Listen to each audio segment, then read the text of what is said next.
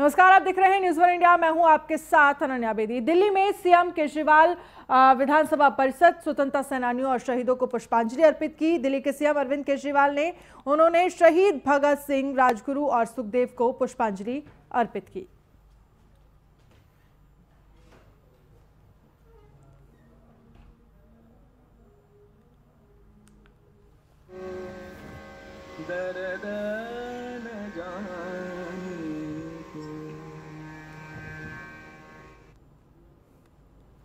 जन्मदिन के अवसर पे शहीद आज़म भगत सिंह ने सुप्रीम कुर्बानी दी थी देश को आज़ाद कराने के लिए। उनके बताए हुए रास्ते पे आज हम सब लोग चलने की कोशिश कर रहे हैं। दिल्ली सरकार चलने की कोशिश कर रही है शिक्षा के क्षेत्र में, स्वास्थ्य के क्षेत्र में और अन्य क्षेत्रों में। आज विट्ठल भाई पटेल का भी जन्मदिन है। उन्हें भी अभी हम लोगों ने याद किया। उनके बताए हुए रास्ते पे भी हम सब लोग चलने की कोशिश कर रहे हैं। हम उम्मीद करते हैं कि उनका आशीर्वाद हम सब पे बना रहे। और वहीं दिल्ली विधानसभा अध्यक्ष रामनिवास गोयल से हमारे संवाददाता पीयूष तिवारी ने खास बातचीत की। क्या कहा उन्होंने, सुनिए। आज शहीद भगत सिंह की जयंती मनाई जा रही है दिल्ली विधानसभा में। हमारे साथ बातचीत करने के लिए विधानसभा के अध्यक्ष हैं रामनिवास गोयल जी। सर, बड़े धूमधाम से आज भगत सिंह जी की जयंती मनाई जा रही है, इसके साथ विट्ठल जी की भी जयंती मनाई जाएगी, क्या कुछ कहेंगे? क्योंकि दिल्ली विधानसभा परिसर जो है वो क्रांतिकारियों की तपोभूमि है। यहाँ सभी क्रांतिकारियों के हमने चित्र लगाए हैं। क्रांतिकारियों का यहाँ फांसी घर भी है, उसको भी ताले खोल दिए गए, ठीक कर रहे हैं। जहाँ तक विट्ठल भाई पटेल जी के जयंती और सरदार भगत सिंह की जयंती का प्रश्न है, हर वर्ष विट्ठल भाई पटेल जी की जयंतियाँ मनाई जाती हैं। भगत सिंह जी की जयंती जब से उनकी प्रतिमा यहाँ स्थापित हुई है तब से यहाँ हर वर्ष मनाई जाती है। भगत सिंह के विषय में पूरा भारत जानता है कि ऐसे महान क्रांतिकारी थे, अंग्रेज भी जिनके नाम से डरते थे। भगत सिंह जी के मार्ग पर चलकर हम सब लोग भारत भूमि को सुरक्षित रख सकते हैं। इनकलाब जिंदाबाद का नारा उन्होंने इस देश को दिया। क्रांतिकारी थे।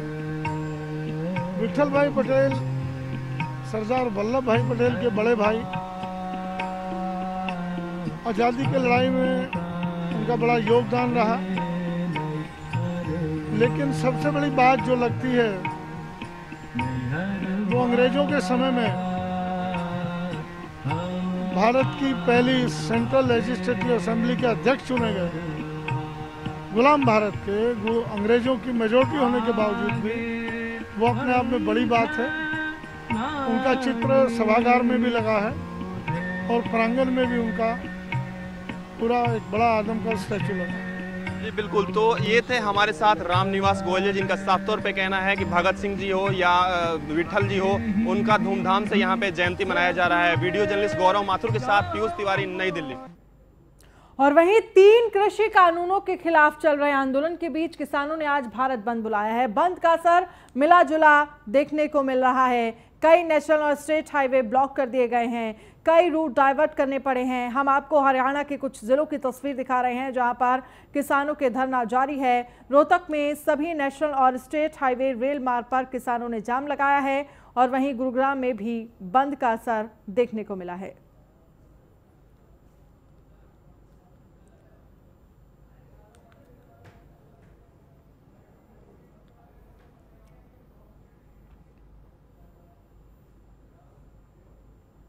और वहीं पंजाब के अधिकतर जगहों पर किसान संगठनों के भारत बंद का असर है। राज्य में अधिकतर हाईवे और मुख्य सड़कों को किसानों ने जाम कर दिया है। लुधियाना के खन्नाक सहित राज्य में कुछ स्थानों पर प्रदर्शनकारी किसानों ने हाईवे और अन्य सड़कों पर तंबू गाड़ दिए हैं। फजलिका सहित कई जगहों पर किसान रेलवे ट्रैक पर धरना देकर बैठ गए हैं। बंद के चलते राज्य में सड़क और रेल यातायात बाधित है। इस दौरान राज्य भर में सुरक्षा के कड़े इंतजाम किए गए हैं। चप्पे चप्पे पर पुलिस बल तैनात है। हम आपको पंजाब के कुछ जिलों की तस्वीर दिखा रहे हैं जहां पर किसान चक्का जाम कर रखा है किसानों ने।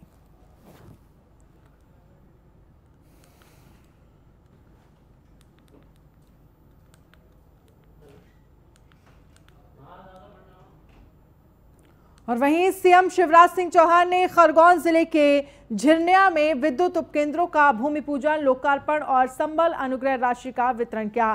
सीएम शिवराज ने झिरनिया में कृषि मंत्री कमल पटेल के साथ साथ संबल योजना के हितग्राहियों और भवन सन्निर्माण श्रमिकों के खातों में 321 करोड़ की राशि ट्रांसफर की। उन्होंने 321.8 करोड़ की लागत के 29 विद्युत उपकेंद्रों का भूमि पूजन और लोकार्पण किया। उन्होंने कहा कि मध्य प्रदेश में कोविड नियंत्रित है।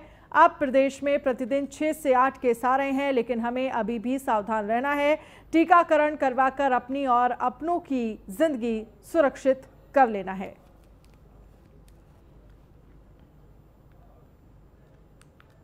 और वहीं लखनऊ पहुंची प्रियंका गांधी वाड्रा पार्टी पदाधिकारियों से करेंगे मुलाकात। 5 दिनों तक मैराथन बैठक करेंगी प्रियंका गांधी वाड्रा। तो लखनऊ पहुंची प्रियंका गांधी वाड्रा जहां पर कार्यकर्ताओं के साथ, पदाधिकारियों के साथ मुलाकात करेंगी। पार्टी पदाधिकारियों से करेंगी मुलाकात। 5 दिनों तक मैराथन बैठक करेंगी प्रियंका गांधी वाड्रा। तो पार्टी पदाधिकारियों से करेंगे मुलाकात। लखनऊ पहुंची हैं प्रियंका गांधी वाड्रा जहां पर पार्टी के पदाधिकारियों से मुलाकात करेंगी प्रियंका गांधी वाड्रा।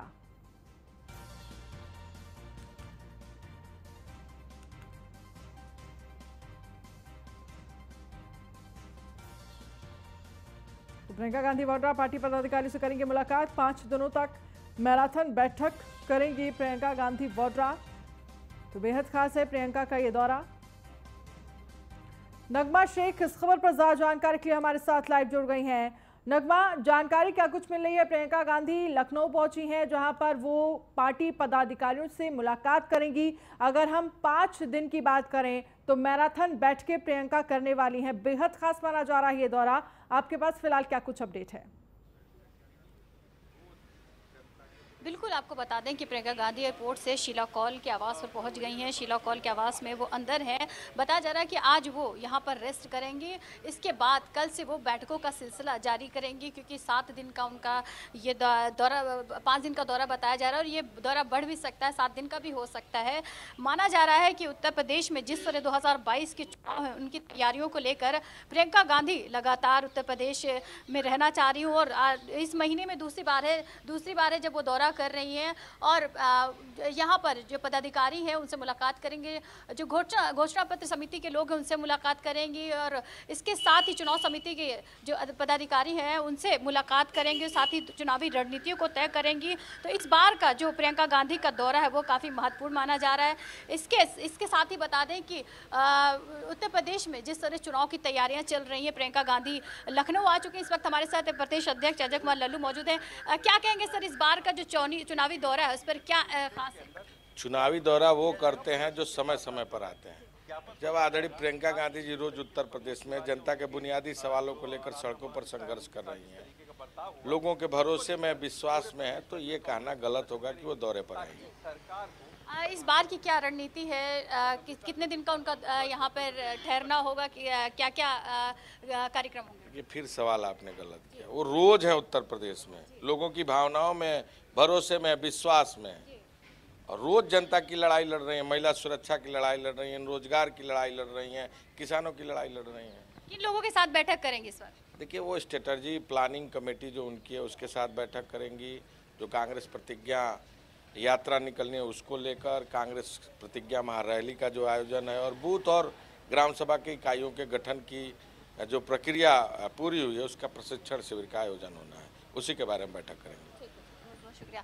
तो जैसा कि आपने सुना कि प्रियंका गांधी इस बार बहुत सारी समितियों के साथ बैठक करेंगी, चाहे वो चुनाव समिति हो या फिर घोषणा पत्र की समिति हो।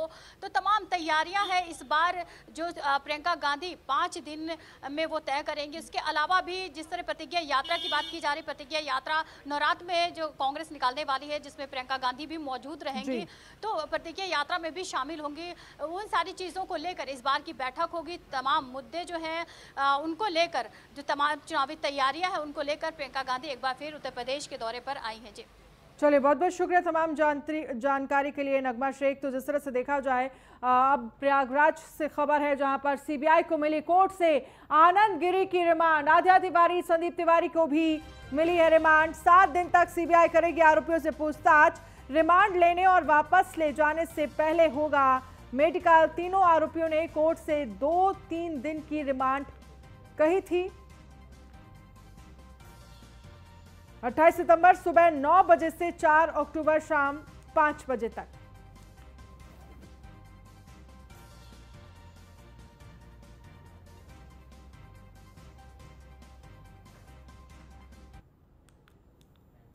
और आलोक मालवीय इस खबर पर ज्यादा जानकारी के लिए हमारे साथ जुड़ गए हैं। आलोक, क्या कुछ जानकारी मिल रही है? 7 दिन तक सीबीआई करेगी आरोपियों से पूछताछ। रिमांड लेने और वापस ले जाने से पहले मेडिकल कराया जाएगा। फिलहाल इस पूरे मामले को लेकर क्या कुछ आपके पास अपडेट है? और इस पूछताछ में तमाम बड़े सवाल पूछे जाएंगे और इससे ये कहा जा रहा है कि जो पूरी मौत की गुत्थी है वो कहीं ना कहीं सुलझेगी। जी बिल्कुल, देखिए सीबीआई ने कल ही प्रार्थना पत्र दिया था कोर्ट में और उसने बोला था कि हमें 10 दिन की रिमांड चाहिए आनंद गिरी की और आध्या तिवारी और संदीप तिवारी की पूछताछ करने के लिए।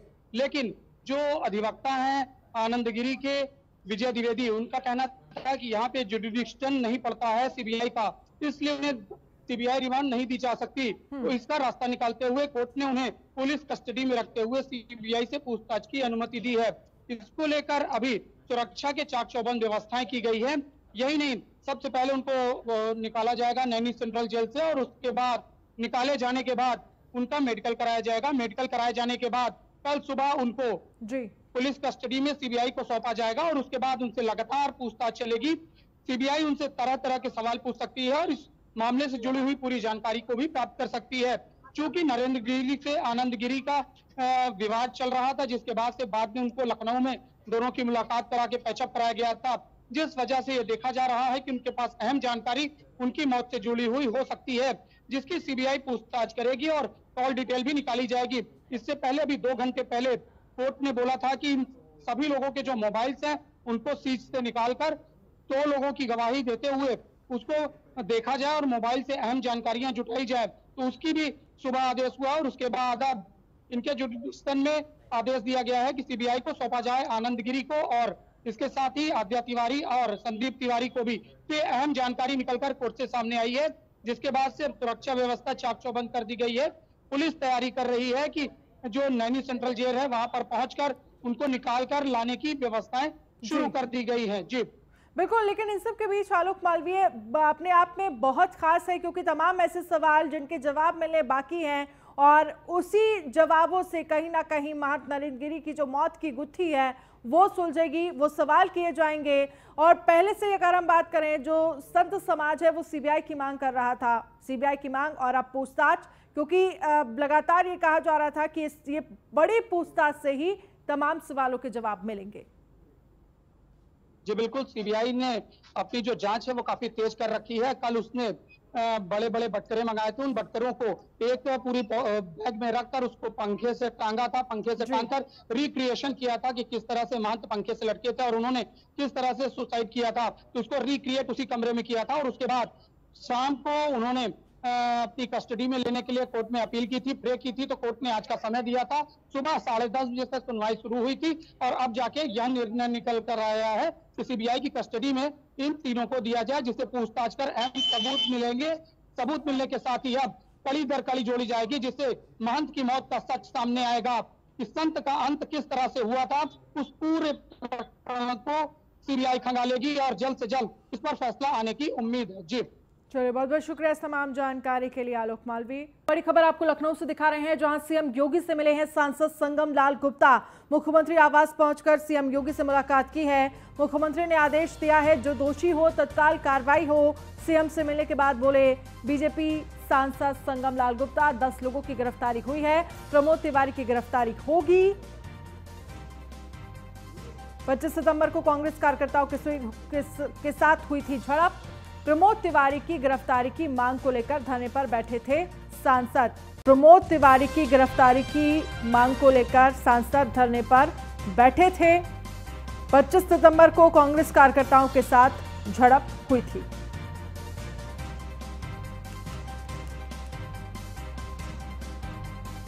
देखिए, उस दिन की जो अभ्यर्थता हुई है, मुकदमा दर्ज हो गया है, गिरफ्तारियां हो रही हैं। माननीय मुख्यमंत्री जी ने कल बुलाया था और सारे विस्तार से रामपुर खास के लोग प्रतापगढ़ को लेकर पूरी तरीके से विस्तार से उन्होंने 10 मिनट इस पर चर्चा किया और उन्होंने निर्देश दिया है कि जो भी दोषी हैं उनके ऊपर कार्रवाई होगी, चाहे वो कितना भी बड़ा क्यों ना हो। क्योंकि इतिहास रहा है, रामपुर खास का इतिहास रहा है कि वहाँ जो भी आवाज़ उठाता था उसको आवाज़ दबा दिया जाता था, जो चुनाव लड़ने आता था उसको दबा दिया जाता था, जो भारतीय जनता पार्टी के कार्यकर्ता थोड़ा उठता था उसके ऊपर फर्जी मुकदमा दर्ज किया जाता था। मगर 2019 के बाद जब से हमारी सरकार बनी है, तब से किसी कार्यकर्ता के ऊपर कोई मुकदमा दर्ज नहीं हो रहा है। और वहीं सांसद संगम लाल गुप्ता पिटाई मामले पर कांग्रेस के वरिष्ठ नेता प्रमोद तिवारी और कांग्रेस विधायक दल की नेता आराधना मिश्रा ने प्रेस कॉन्फ्रेंस किया और कहा कि 3 वीडियो रिलीज किए गए। 12 बजे सांसद संगम लाल गुप्ता को आना था, लेकिन वो दोपहर 2:30 बजे आए। समर्थकों के साथ वो मंच पर आ गए। हमने उन्हें वापस भेजा गया, लेकिन वो जाकर प्रेस कॉन्फ्रेंस करने लगे। इस दौरान उनके कपड़े पहले से फटे थे, उन्होंने खुद अपना शर्ट फड़वाया।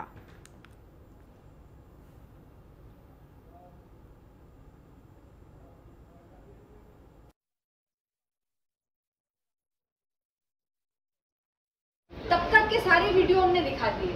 वो भी सुरक्षित थे, उनके कपड़े भी सुरक्षित थे, उनके और सुरक्षा कर्मी उनको ले जाके उनकी गाड़ी तक पहुंचा।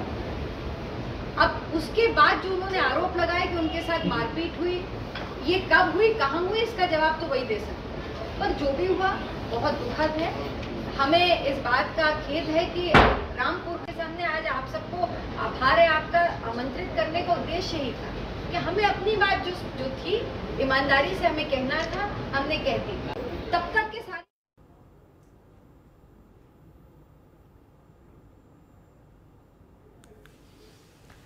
तो सांसद संगम लाल गुप्ता की पिटाई का ये मामला, प्रमोद तिवारी और आराधना मिश्रा ने प्रेस कॉन्फ्रेंस की, जहां पर उन्होंने कहा सांसद ने अपने कपड़े खुद फाड़े।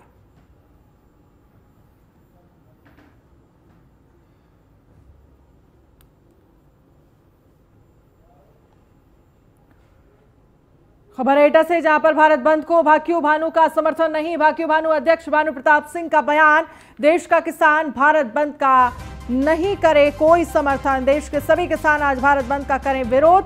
भारत बंद से नहीं हो रहा है किसानों का भला। राकेश टिकैत के संगठन को बताया तालिबानी संगठन। टिकैत अपनी आतंकवादी गतिविधियां बढ़ाना चाहते हैं। तो देश के सभी किसान आज भारत बंद का करें विरोध।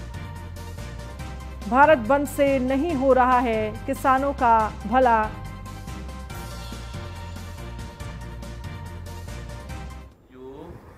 ये राकेश टिकैत एंड कंपनी, यानी उनके लोग जो आज ऐलान किया था कि 27 तारीख को हम भारत बंद करवाएंगे, तो मैं ये पूछना चाहता हूं कि ये किसान नेता अपने को बताते हैं और फिर भारत बंद का ऐलान करवा रहे हैं कि देश हमारा है, और हम कहते हैं कि देश हमारा है, हमको प्राणों से प्यारा है। भारत बंद से अर्थव्यवस्था पे फर्क पड़ेगा, और जो किसान अपना कहीं जा रहा है, आ रहा है, कुछ बेच रहा है, कुछ ले रहा है, देश का किसान, उस पर असर पड़ेगा। आज जो और खबर है प्रयागराज से, जहां पर असदुद्दीन ओवैसी के खिलाफ केस दर्ज। जनसभा में कोरोना गाइडलाइन का नहीं किया था पालन। कुछ दिन पहले प्रयागराज में की थी जनसभा। एआईएमआईएम के अध्यक्ष हैं असदुद्दीन ओवैसी। तो जनसभा में कोरोना गाइडलाइन का पालन नहीं किया था। कुछ दिन पहले प्रयागराज में जनसभा की थी असदुद्दीन ओवैसी ने। असदुद्दीन ओवैसी के खिलाफ केस दर्ज किया गया है। जनसभा में कोरोना गाइडलाइन का नहीं किया था पालन।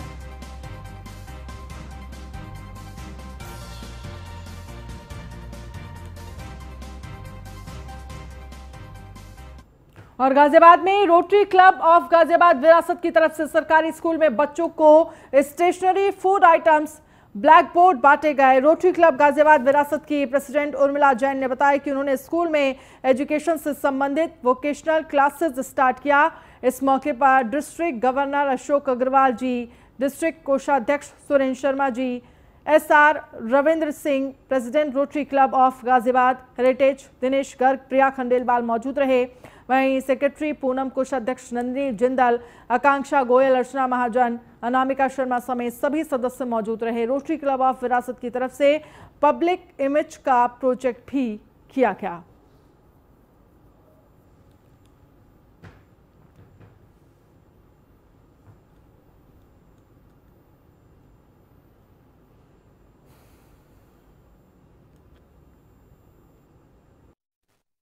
आज ये गाजियाबाद विरासत एक नया क्लब बना है हमारा डिस्ट्रिक्ट 3012 में, और ये 15 सितंबर को ही उर्मिला जैन जी की लीडरशिप में एक नया क्लब बना है और 15 सितंबर को ये फॉर्म हुआ है और अभी से ही ये पूरा समाज के कामों में लग गए हैं।